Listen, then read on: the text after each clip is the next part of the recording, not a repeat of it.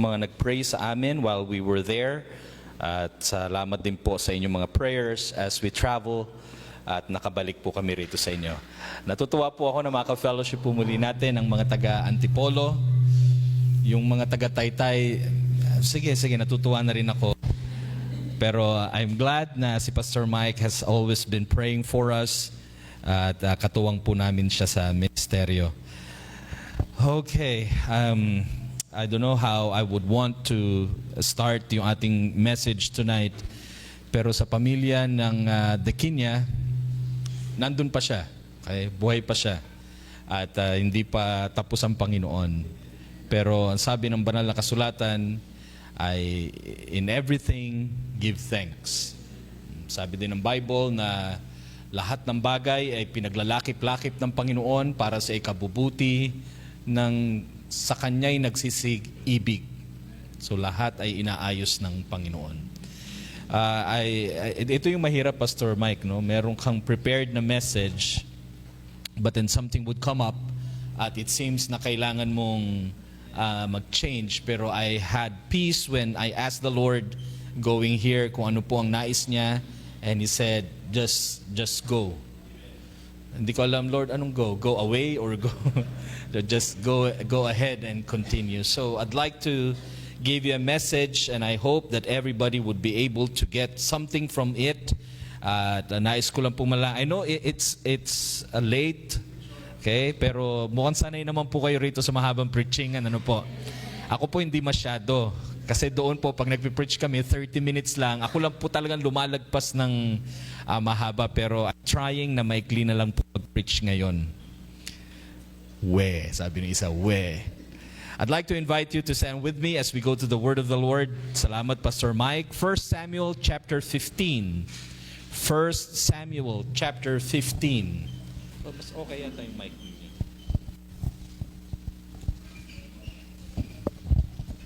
Hello.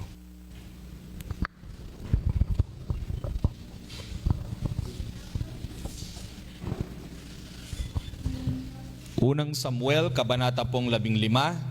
Ang talata pong aking babasahin ay simula po 15. 13 hanggang 18. Unang Samuel, kabanatang 15, ang mga talata po ay 13 hanggang 18. Salitan po tayong bumasa, mauuna po ako at good po kayo sa susunod na talata. 1 Samuel chapter 15 verse 13 to verse number 18. And Samuel came to Saul, and Saul said unto him, Blessed be thou of the Lord, I have performed the commandment of the Lord.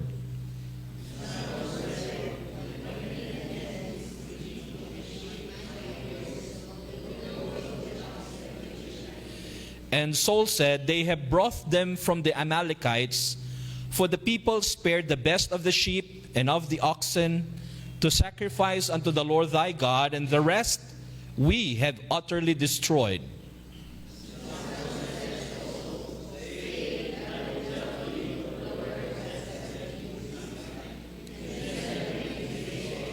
Verse 17, And Samuel said, When thou was little in thine own sight, meaning nung tinawag siya, pinili siya bilang maging hari.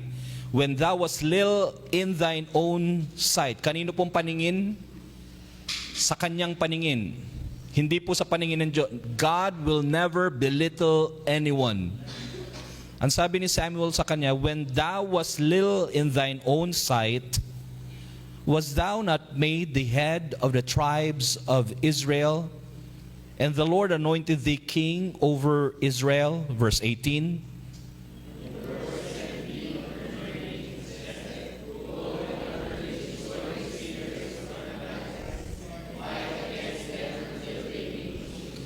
You very well know this passage, this portion of the scripture. This is when Saul was told by God to destroy the Amalekites. Pero nung dumating si Saul doon, in-spare niya yung hari, and in-spare niya po yung mga hayop na pwedeng, thinking na ito ay magandang i-offer, i-alay sa Panginoon. Nagalit si Propeta Samuel. Ang sabi ni Propeta Samuel sa kanya, nung ikaw ay maliit pa lang sa iyong paningin, ang sabi niya, hindi baga ginawa kang pangulo ng mga tribo o bayan ng Israel, and the Lord anointed thee king over Israel.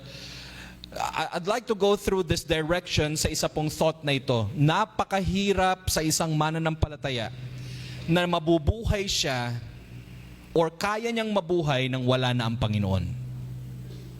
I'd like to entitle our message, When Saul Did Not Stay Small. When Saul did not stay small. Let's pray. Father, as we commit our time together in your word, we ask that you touch our hearts. This is a message, a portion or story of the scripture we could easily relate to and easily find ourselves.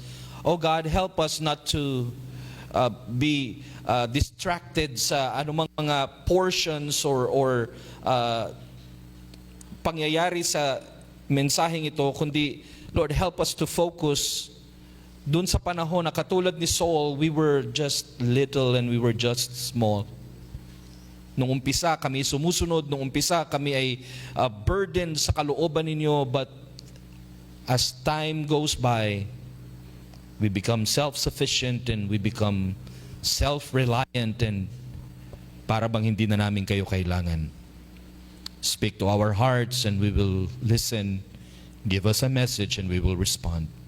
Empty me of self, me of sin, and fill me with your Holy Spirit upang ang mensahe ay maging pagpapala, maging hamon, maging rebuke at paalala sa mga nakalilimot na anak ninyo. Salamat Panginoon sa iglesyang ito. Salamat Panginoon sa pag-anak ng aming Pastor Mike. I-bless niyo po ang aming gabing ito sa pakikinig ng inyong salita. In Jesus' name, Amen. Amen. You may be seated. Maraming pong salamat sa inyo pong pagtayo. Now, gusto ko pong sabihin sa inyo mga kapatid that we may not say it this way, but many times, disobedient has a root. And the root of disobedience is pride. Okay? Verse 17 says, when thou wast little in thine own sight, when thou wast little in thy own sight. Though Saul's disobedience was the most apparent sin, the most appalling was the root of it, and it was far more greater than disobedience. Yun po yung pride. Pag nakita mo na yung sarili mong kayang mabuhay, kayang umattend, maglingkod, kayang maging Kristiyano, ng labas at lihis sa kalooban ng Diyos, we are in trouble. Sinasabi ni Pablo o sinasabi ng Panginoon, I don't think na ikaw yung katulad nung dati na unang ginamit ko, unang tinawag ko, unang pinili ko. Palagay ko po, it's very important na maunawaan. God wants us to stay humble. God wants us to stay small. Not weak, small. Not confused ano yung kakayahan mo, pero humble. Sometimes we see God work in our lives and He brings us from one little point to another place. And God said to Saul, there was a time na maliit ka lamang sa iyong paningin. We are all very well acquainted kung paano si Saul hindi po tumakbo sa halalan. Go through the hirap na proseso nang pipiliin siya ng partido at pagkatapos ay mangangampanya, siya po ay pinili ng mga tao para maging hari. May itinuturong lesson po sa isang bagay nang dumaan sa panalangin at pinaghihirapan. Sa panahon po natin na nakukuha natin ng isang bagay, isang tao, isang relasyon, sa simpleng mga paraan, mayroon pa rin kagandahan kapag ang isang bagay ay nakuha sa panalangin at pinaghihirapan. Mas pinapahalagahan. Hindi agad iniiwan, hindi agad sinusukuan, kasi pinaghihirapan. There is always a good lesson learned when God lets us go through difficult times first before we even get the blessing. You very well know the story. They wanted the king and the people said, well, si Saulo is going to be a choice for us. And through God's guidance and the hand of the prophet Samuel, Saul was anointed king. Saul was just a nobody until finally God allowed him to be king. Ilalagay po tayo sa paraan na madali po natin maintindihan. Sino ba sa atin dito ang siyanay gayon ng siya ginamit ng Panginoon? Lahat po tayo nagsimulang walang alam. Lahat tayo sinanay, lahat po tayo natuto, lahat po tayo ay nagkamali at nag-fail. Pero salamat sa Panginoon, sa kabila ng pagkukulang, pag-fail nating madala sa Kanya, ginamit niya pa rin tayo. Narito tayo ngayon, natuto na, marunong na, nagagamit na. Pero sa kabila ng lahat pagkakatuto at pagkagagamit ng Diyos, pinapaalala niya sa atin, naalala mo pa ba nung ikaw ay maliit pa?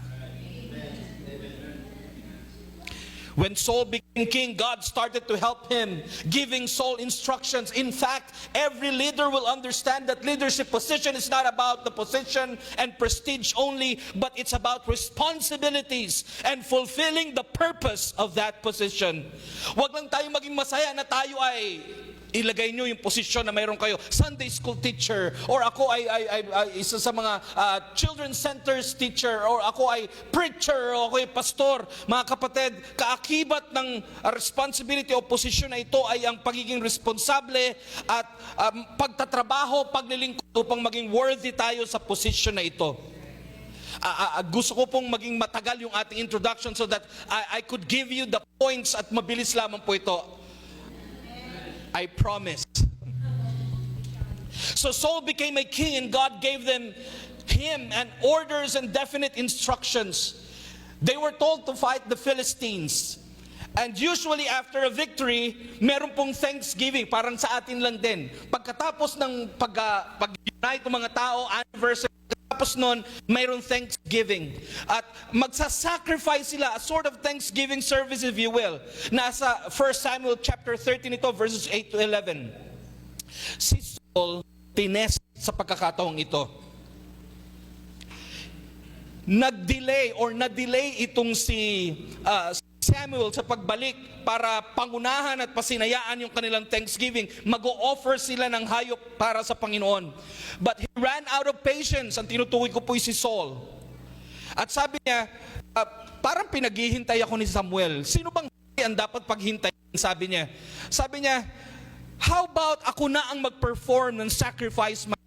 And Saul thought, he probably said, after all, ako naman yung hari. After all, ako naman yung tumatawag ng mga shots at ako nagdidesisyon, ako naman yung pinakamataas. And he went ahead and performed the sacrifice. Ito po ay ebidensya ng isang undisciplined life.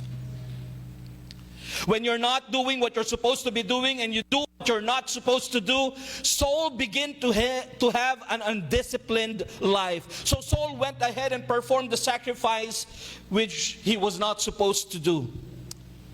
1 Samuel chapter 13 verse 11, ang sabi ni Samuel, what have you done? Gulat na gulat si Samuel nang dumating siya. Listen, darating ang sagot ng Panginoon. Pero if you go ahead of what God wants you to do, at nauna ka at humakbang ka ng labas at lihis sa kalooban ng Panginoon, hindi malulugod ang Panginoon. Ilagay mo sa relasyon, ilagay mo sa boyfriend or girlfriend, pag hindi pa kalooban ng Diyos, hindi magiging masaya ang lahat.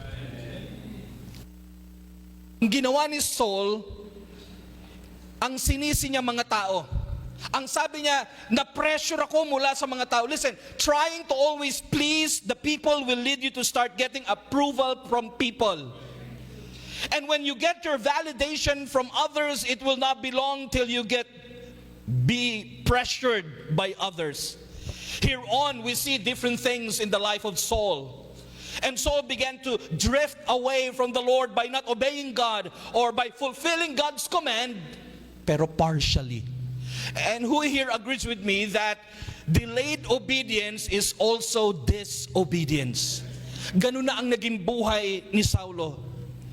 Kung sinabi ng Panginoon na gusto kong gawin mo ito, pero ang ginawa natin, Lord, bigyan niyo lang po ako ng 6 months. Tatapusin ko lang po yung aking kurso. Tatapusin ko lang po yung aking pag-aaral. And then susunod po ako sa inyo. Mga kapatid, that is disobedience. Why? Because we have to do things in God's time, we have to do things in God's term, and we have to do things trusting God. Si Jonah, ganun din po ang ginawa. Inutusan ng Panginoon pero sumuway sa kalooban ng Panginoon. And eventually, sumunod din naman pala siya. So when God commanded him to destroy the Amaleks, he said, sige na nga. Sumunod siya, but he heard the bleating of those sheep. Narinig niya yung ba, me. At ang sabi niya, ano kaya kung itago ko itong mga sheep na ito? Total, ang dami naman naming mga pinuksa na hindi naman siguro masama kung gagawin ko naman biblical ang rason ko kung bakit ko gagawin ito. Ang sabi niya, itatago ko ito at ibibigay ko, ibabalik ko, iaalay ko din naman sa Panginoon. And when Samuel confronted Saul about this, nung narinig ito ni Samuel, nagbigay ulit siya ng reason at ng excuse. Ang first excuse niya, dahil sa mga tao. Ang second excuse niya, ito naman ay para sa Panginoon. Never nandahil siya. Hindi niya inilagay ang sarili niyang nagkulang, hindi niya tinignan na pagkakamali niya, hindi niya tinignan na failure on his leadership. Saul said, it's for the sacrifice to the Lord. I wanted God to look good. Just imagine, ang dami. Hindi na tayo bibili, hindi na tayo mangangailangan. I just wanted God to look good. Listen, ang pagsamba natin sa Panginoon does not make God greater. Malaki na siya, dakila na siya, sumamba ka o hindi. We wanted you to come to church, of course. Dahil hindi yan para sa Diyos. Hindi nagiging Panginoon dahil nandun tayo every Sunday. Tayo ang nangihina pag wala tayo sa church. Tayo ang nangihina pag hindi tayo sumasamba sa Panginoon. You don't make God look better and bigger because we offer Him bigger and better. Hindi kailangan ng Diyos na yumaman. So hindi kailangan ng Diyos yung 20-20 natin. Hindi niya ikayayaman yung offering natin. Subalit kailangan nating mag-offering dahil kailangan natin ng pagpapala mula sa Panginoon. He's already big, He's already better, even without these offerings. What pleases God is when you obey His commands. The best sacrifice we can bring to God is a repentant heart. Psalm 51, verse 16 and 17. And our bodies surrendered to His service for obedience. Romans chapter 12 and verse 1. We cannot bribe God. He sees your heart. He sees your motives. God knows everything. You cannot outsmart God. You cannot go to God and say, I'm going to do and tell God that this will make Him feel good. Kapatid, we see Saul doing that, and he came to that point, and God said, I'm done with someone who does not obey my word. Hindi na ako pipili ng katulad ni Saul. Ang sabi ng Panginoon kay Saul, Samuel, tell him I'm done with him. Maghahanap na ako ng isang kapalit niya, a man after his own. At sabi ni Samuel, there was something that you forgot, Saul. There was a place that you were in your life. And you've reached that point that you forgot who you were at kung saan ka nang galing. And this got you to a place where you think you can disobey God and disobey Samuel. Ang sabi niya, when thou was little in thine own eyes. These words of Samuel gives me the idea that there was a time in Saul's life that he never talked much about himself. Hindi yung kagalingan niya, hindi yung nagawa niya, hindi yung na-accomplish niya, hindi yung napasimulan niya o kaya ay napasinayaan niya. There was a time na hindi man lang nababanggit ang patungkol sa kanya. In fact, nung coronation niya, nagtago siya. Para bang ikakasal na hindi desidido sa pakakasalan niya o sa gagawin niya. Nagtago siya. Ibig sabihin to, he was just a simple, humble person when he started out. And you very well know before he was crowned, na nandun siya sa pagtatago, chapter 10 and verse 22. He didn't even showed up in his day of coronation. That was who Saul was before. He never thought highly of himself. But after some time, he thinks, kaya ko nang gawin to. After some time, he thought, pwede ko nang, ako na mismo gumawa nito. He thinks he could tell what God needs to do. At pwede niyang diktahan ang lingkod ng Diyos kung ano ang dapat na gawin. At yung utos ng Diyos doesn't matter to him anymore. At sabi ng Panginoon, I have chosen someone after mine own heart. It is a terrible thing for Christians to come to a place where we think so highly of ourselves. That humble place where we once were can be easily forgotten and neglected. And God is like telling us, you should have kept yourself humble. you should have kept yourself small. I want to use this part here sa story nitong si King Saul and help us see that when Saul did not stay small, there were things that Saul lost. Nung hindi na siya nanatiling mababa at nagpapakumbaba, may mga bagay na nawala si Saulo. Handa na po kayo mga kapatid? Number one, Saul lost his purpose. Saul knew, nung siya'y nagsisimula sa journey sa Panginoon, he knew he had a purpose. He knew he is to lead the chosen people of God towards a thriving relationship with God. But it came to that point that Saul lost his purpose. Hindi po ba ganito na rin ang nangyayari sa marami pong mga mananampalataya sa buhay paglilingkod? That many men and women who were called by God started out small, but as time passes by, they forget what their purpose is and they begin to lose their purpose. They get so cumbered with lots of things to do and they tend to forget why God called them in the first place. When Saul did not stay small, he lost his purpose. You know, when God puts us in a position and gives you that responsibility and you misuse that time, energy, and opportunity, if you won't be careful, you will lose the reason, the purpose kung bakit tayo nilagay ng Panginoon doon. And you'll think, total, ako naman ang boss. Total, ako naman ang leader. Ang mga tao ay susunod at tatalima lang naman sa akin. Listen, people will follow us not primarily because of your position, but because they find something in you that they can relate with you. They identify with what you value or give importance to. Ang sinusundan nila, hindi lang yung person, ang nakikita nila, yung purpose ng person. And when they join you, or when they help you, and when they go with you sa ministry, ang nakikita nila sa'yo, yung purpose ng ginagawa mo. To bring people to the feet of the Lord Jesus Christ. And once they don't see that purpose anymore, you lose the influence sa buhay ng mga taong pinagmiministeryohan natin. The moment they see you're just drifting without purpose at parang nagpapatuloy ka na lang at parang ginagawa mo na lang through the motions ng mga bagay na dapat nating gawin, nawawala yung impluensya natin sa mga tao bilang leader. So in order to gain popularity with people, Saul tried to just do things that he thought would please the people. But Saul lost his purpose. I hope malinaw pa rin sa atin kung bakit tayo tinawag ng Panginoon. I hope malinaw pa rin sa atin kung bakit we gather here as a church to honor and glorify Him. To give God the highest honor. At pag hindi na ito at puro sarili na natin napapansin natin, we ought to learn from the lessons on the life of King Saul. Number two, he did not only lose his purpose, he lost his prudence. When Saul did not stay small, he lost his prudence. Ang ibig sabihin ng prudence, yung wisdom or yung discernment to know what is good and choosing the right means para ma-achieve ito. It involves careful judgment and foresight. Ephesians chapter 5 verses 15 to 16 talks about, see then that you walk circumspectly, not as fools but as wise. Paano mo malalamang wise siya? Redeeming the time because the days are... Ang isang Kristiyano na laging nag-aaksaya ng panahon, hindi naiintindihan ang kahalagahan nito. When you value your gadgets more than you value the Word of God, or you give more time sa mga bagay nito na nag-alalayo at nag-aalis lamang sa atin sa mga bagay na dapat ginagawa natin para sa Panginoon, then we do not value yung mga bagay ng Diyos. Do you realize that Saul became paranoid?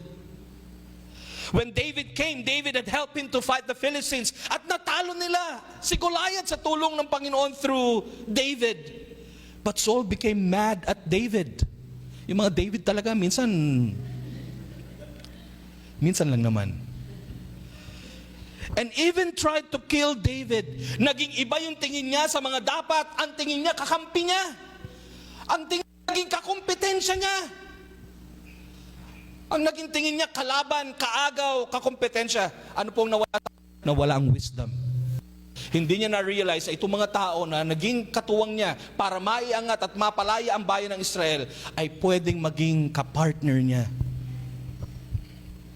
Another occasion was when he, as the one who got rid of witches, yung mga necromancers sa Israel, Siya din mismo, pinaalis niya ito sa umpisa ng kanyang tinulungan siya ni Samuel. Pinalayas niya itong mga hindi sumusunod sa Panginoon. And then siya rin mismo sa chapter 28 verse 8 ng 1 Samuel, lumapit in desperation sa isang witch. At yun yung panahon na nakausap niya si Samuel, if it was really Samuel. What would happen to a child of God when he acts and decide nang walang discernment, nang wala ng wisdom? Ito ay naging resulta ng isang lalaki that has left his place. He forgot who he was, and that now it has come to a place where he said, I will do whatever I want. I don't care kung anong magiging convictions cause it's a past. I don't care about what Samuel taught me, what Samuel stood for. Gagawin ko ito because kaya kong gawin. At mga kabataan, kamusta na yung mga panahon na tinuturuan tayo nung hindi pa tayo marunong sa Bible, nung hindi pa tayo marunong sa mga memory verse at ang alam lang natin ay Genesis 1:1 in the beginning. Ngayong marunong na tayo, hindi na tayo natutong sumunod sa conviction at turo ng ating mga lingkod ng Panginoon. Be careful, Christians, to decide on things when you're cold and away from God. Baka magiging iba ang pananaw na natin kung bakit tayo nagsiserve sa gawain ng Panginoon. When we lose sight of kung ano lang tayo dati at hanggang saan lang dapat tayo, baka tulad ni Saul, mawala sa atin yung discernment, mawala sa atin yung wisdom, at decision na natin kahit unbeliever, papasya natin kahit hindi oba ng Panginoon, at gagawin natin kahit basbas ng lingkod ng Diyos. Nawala yung kanyang prudence. Hindi po ako galit mga kapatid, parang napakaseryoso niyo po. Number 3, he lost his passion.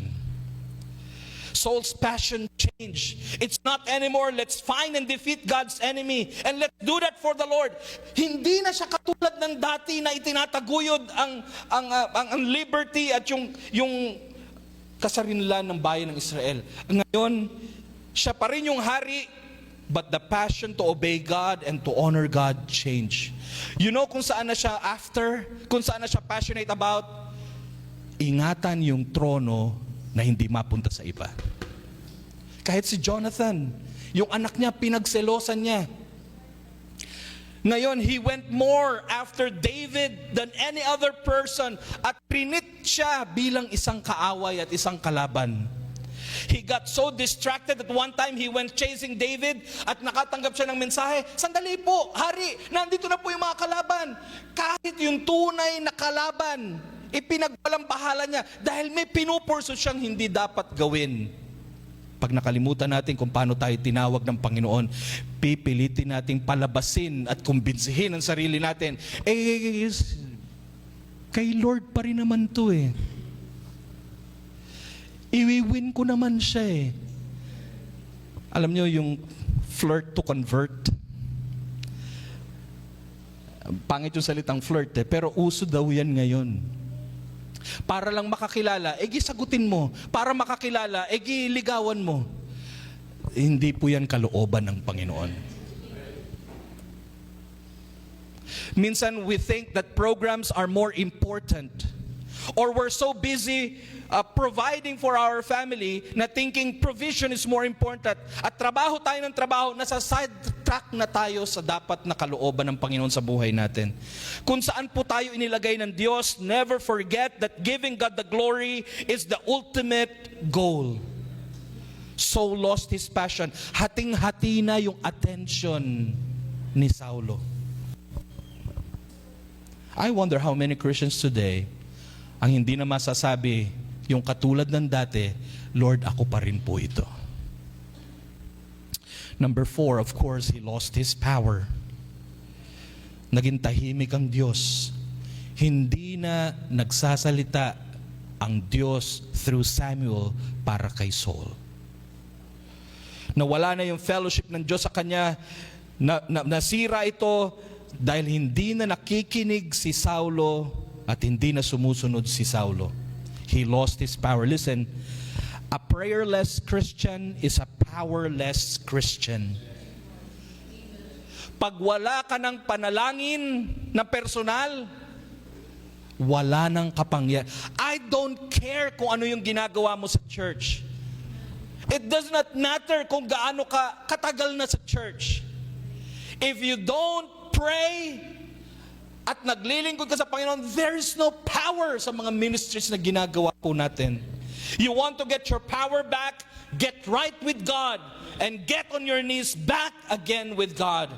I could only imagine how nung umpisa, dahil naninibago siya, he will always need God's help through prayer. But after some time, he noticed days, months, years had passed without intense prayer. And it seems okay pa naman ang buhay niya until isang araw nagising siya. Sanay na siya na hindi nananalangin. Wala nang issue sa kanya, even kahit hindi na siya nagbabasa ng Biblia. Hindi na nagso-soul winning. Lumilipas ang mga linggo, wala nang Bible study, wala na siyang ginagawa sa gawain ng Panginoon. Pero nandun siya sa church.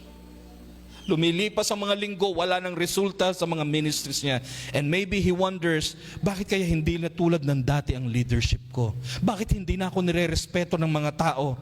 And he has lost his kingship, he has lost his position, eventually he has lost his authority. Nireject na siya ng Panginoon.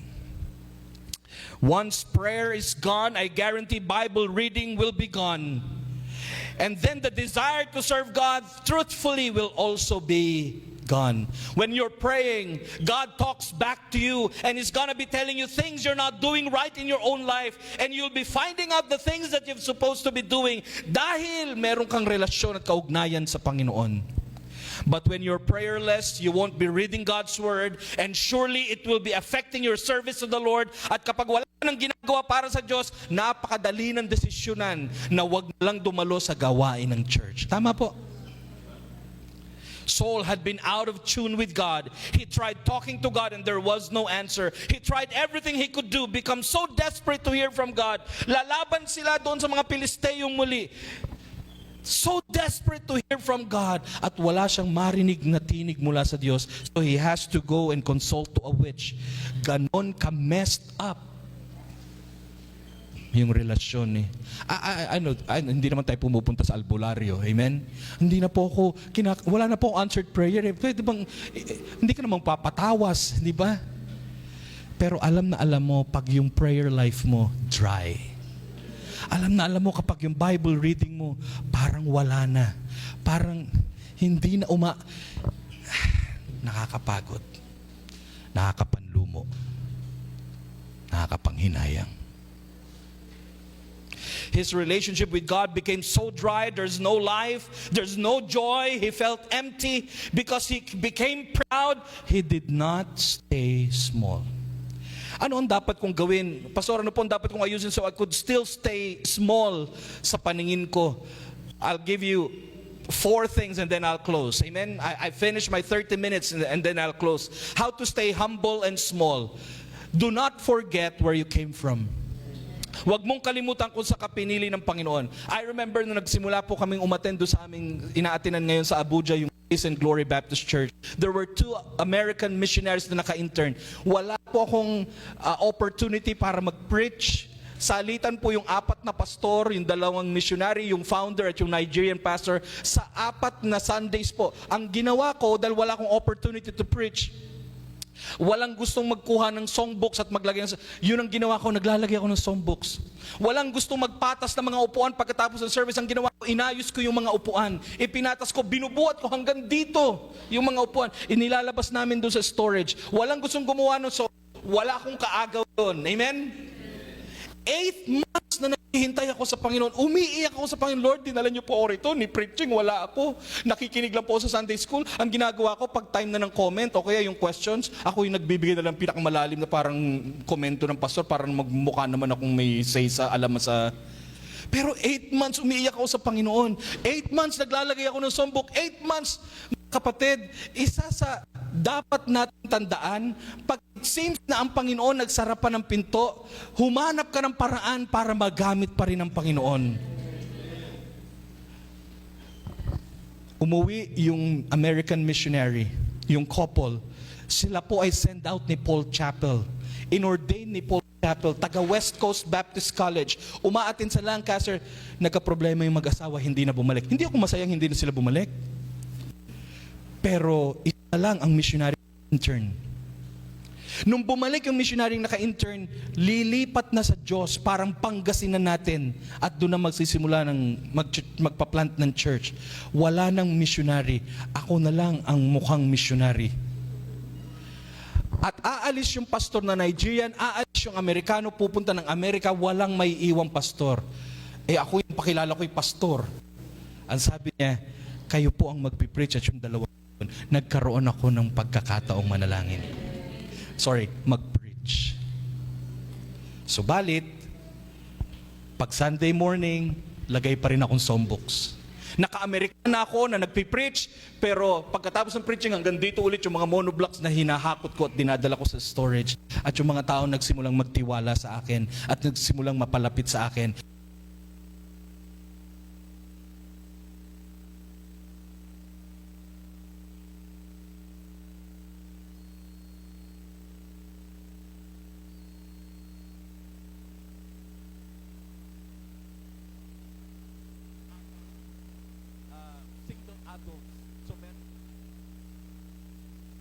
Yung tawag ko sa klase ko, ibang klase.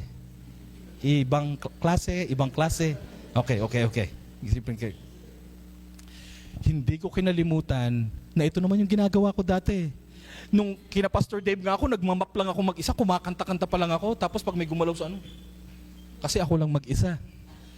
Hindi ko kinalimutan yung kaya kong gawin. Huwag sanang pag nalagay sa kagamit-gamit ka na, ay kakalimutan mo na kung ano ka lang dati.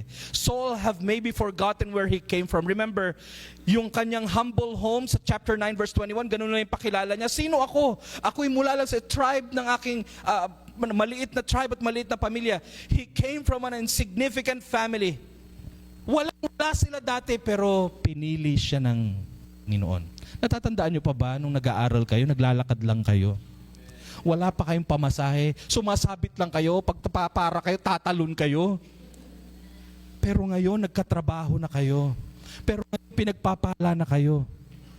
Nung nagsisimula kayo, very visible kayo sa simbahan, nandito kayo palagi. Ngayon, sana na pinagpapala na tayo ng Panginoon. Huwag tayong makalimot inulot ng Panginoon. That's why ganun na lamang ang reminder ng Diyos sa kanila sa Joshua chapter 24 verse 13. Nung sinabi ng Panginoon sa kanila na pag kumakain na kayo sa mga bunga ng mga tanim, mga puno na hindi nyo itinanim, tumira na kayo sa mga tahanan, hindi kayo ang nagtayo, at nandun na kayo sa mga lugar na hindi sa inyo, huwag nyong kakalimutan ang Panginoon Diyos ninyo. Choose you this day whom you will serve, at sabi ng Panginoon. Kung tayo broken and abused by the world, tayo noon ay mga buhay na walang direksyon, may mga walang ambisyon, ang buhay natin, itsura natin noon parang tambay lang. At yung iba naman parang ganun pa rin hanggang ngayon. Mga drug addict, walang pag-asa ng kinabukasan, mga pasaway na patungong impyerno, subalit ngayon, tingnan mo kung saan ka dinala ng Panginoon. Tingnan mo ngayon ang biyaya ng Diyos kung paano umapaw sa buhay ninyong pamilya. Ngayon, nagagamit na kayo. Bakit natin kailangang mag-akay ng kaluluwa? Dahil tayo din nung umpisa ay mga walang muwang sa kaalaman ng kaligtasan. Subalit mayroong isa na nagbigay ng kanyang panahon at kanyang oras para tayo ay iwin sa Panginoon. How do you stay small? Huwag mong kalimutan kung saan ka pinulot ng Panginoon. Number 2, don't get used to the power of God. Don't get used to the power of God. I think Saul got over familiar sa kapangyarihan ng Diyos. Inanoint siya bilang unang hari ni Samuel. Si Samuel ang tumutulong sa kanya palagi ng umpisa. Pag may kailangan siya, nandyan lang si Samuel sa gilid niya. He'll come and help him. He got so used to the power of God that he decided one day, ako na lang ang gagawa ng sacrifice. Never get used to obeying and respecting your pastor. Na darating yung panahon, ine-neglect mo na siya at i-disregard mo na siya at iba-bypass mo na siya. I can get so used sa kapangyarihan, provision at blessing ng Panginoon that kakalimutan ko na yung kanyang salita dahil after quincenas or pagdating ng katapusan, sweldo naman ako at automatic may pambili ako ng pagkain at makakakain kami. Huwag mong kalimutan at ma-over familiar doon sa kapangyarihan at biyaya ng Panginoon. Si Samuel, makikita natin yung example na yan. Too much familiarity with God's power and responsibility. He can destroy the Philistines sa isang ganun niya lang.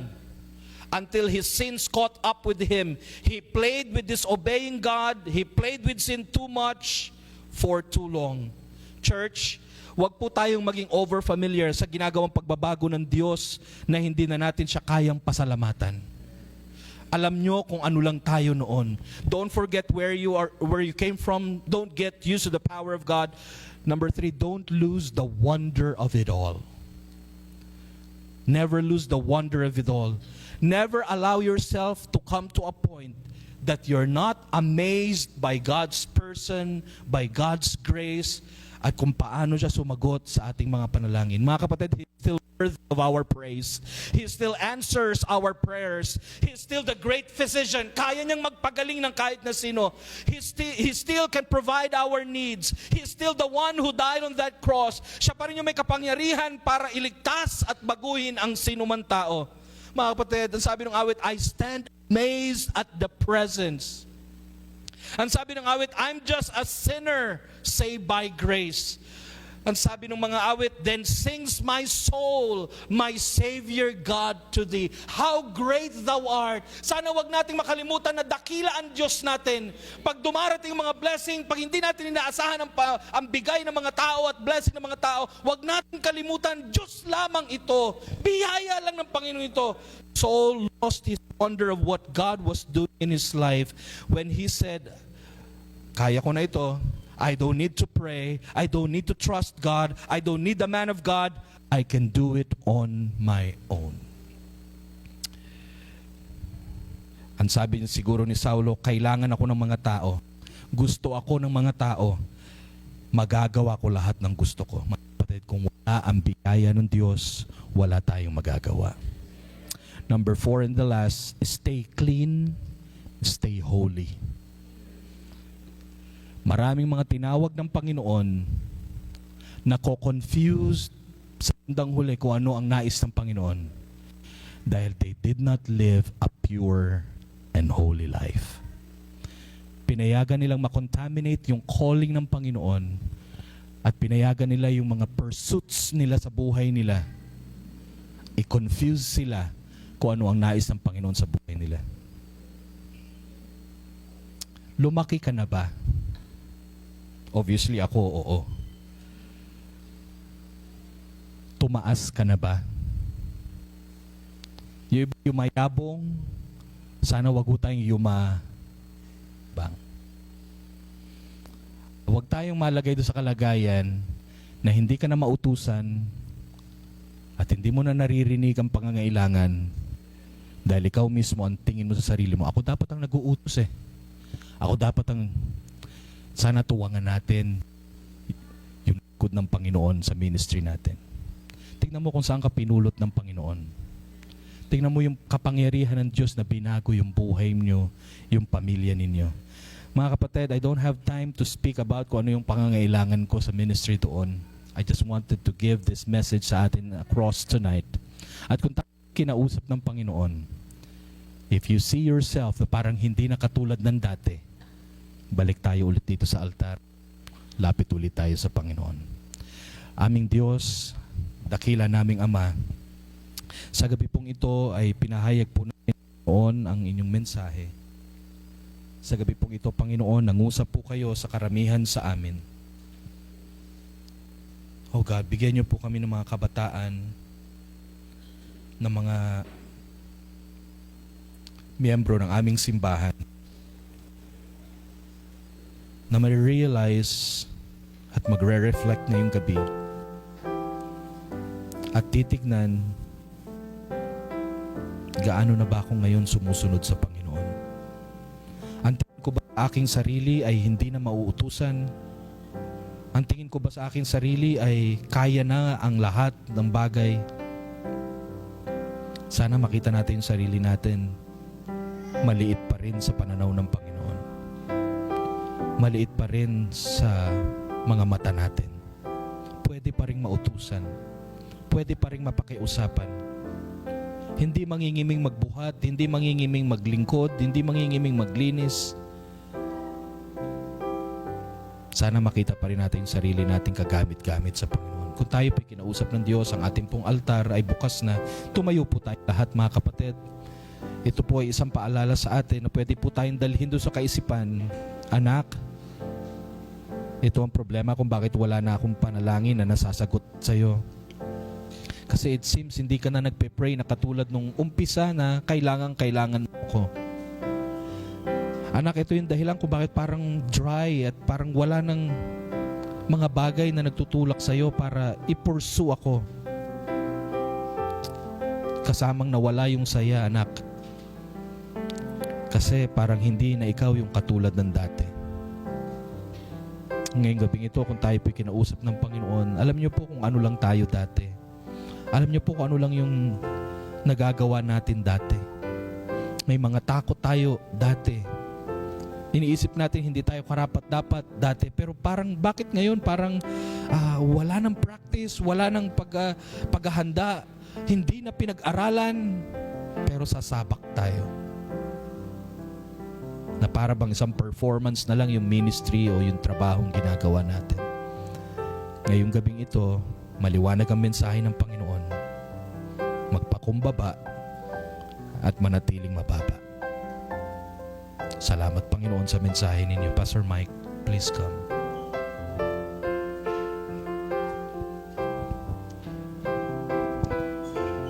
Bukas pa rin po yung ating altar. You can still come. Kung titignan mo yung nakaraan natin, mga kapatid, balikan natin po yun. Huwag tayong makalimot kung saan tayo kinuha at pinulot ng Panginoon. Lagi natin tatandaan, mga kapatid, na habag at biyaya lang po ng Panginoon kung ano po yung narating at tinatahak po natin ngayon. O Diyos, salamat po sa paalala niyo po sa amin, Panginoon. Panginoon, kaawaan niyo po kami. Have mercy on us, Panginoon Diyos. Huwag po sana, Panginoon, dumating sa punto ng buhay namin, Panginoon Diyos, na hindi na namin kayo kailanganin. Na masyado na kami nalunod, Panginoon Diyos, sa inyong pagpapala, Panginoon. Lagi niyo po kaming turuan, Panginoon Diyos. Kahit po, Lord, sa panahon na kung saan ginawa niyo na pong mainam at smooth ang paglilingkod namin, Panginoon. Yung mga dating walang masakyan, Panginoon, ay provide niyo po yung mga sasakyan, yung mga dating walang matirhan, Panginoon. Higit sa lahat, Panginoon Diyos, yung alwan po ng buhay, Panginoon.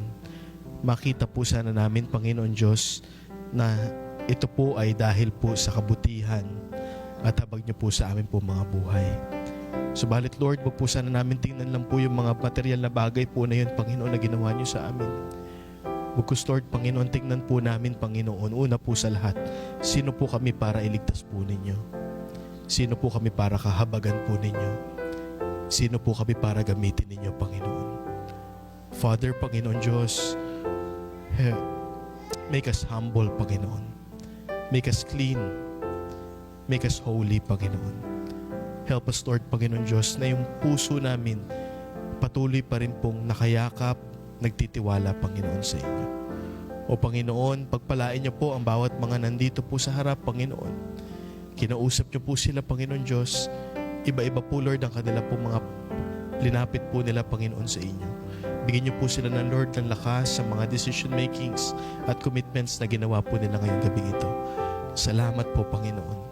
Thank you, Lord, for using Pastor Ray, Panginoon. Continue, Lord, to use him, Lord. Pagpalain niyo po ang kanyang pagstay po dito, Panginoon, with his family, Panginoon. At gawin niyo po siya, Panginoon Diyos, na ma-refresh po siya, Panginoon, dito po sa pagstay niya po dito sa Pilipinas. And as he goes back, Panginoon, to Nigeria, Panginoon Diyos, patuloy niyo po silang gamitin. O Panginoon, salamat po, Lord, once again. In Jesus' name we pray. Amen and amen. All the happy people.